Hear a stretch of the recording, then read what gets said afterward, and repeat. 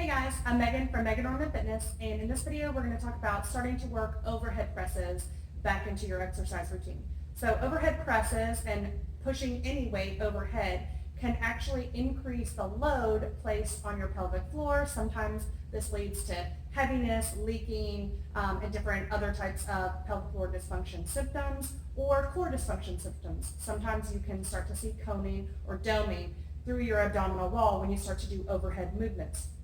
So what we want to do is start these movements in a kneeling position, okay?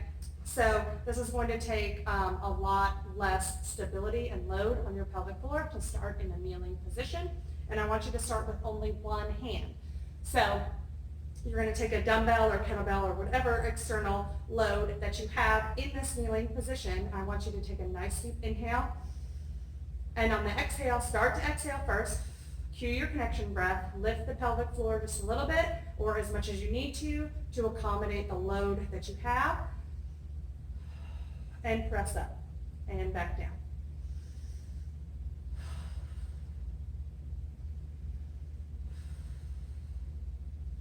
Another thing to be careful for is when you're moving anything into an overhead position, be sure not to arch your back in order to maintain that overhead.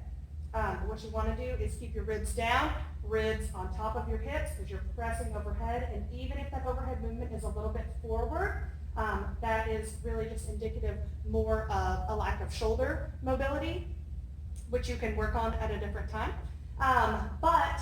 or you can work on in conjunction with the exercises that we're already doing. But for this exercise, if it needs to be a little bit forward, that's okay.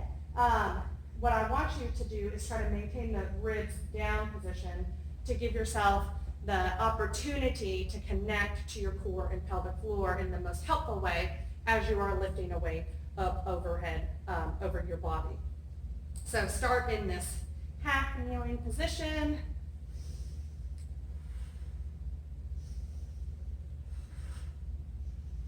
When you start to get stronger in your pelvic floor, this starts to feel a little bit more natural to you, then you can work on a standing position, feet hip width apart. Take that weight up on top of your shoulder. Inhale again, exhale, and lift.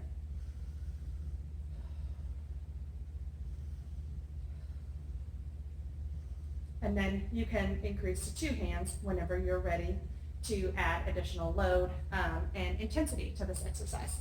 So this is how to work in overhead movements back into your exercise routine. Good luck, guys. You got it.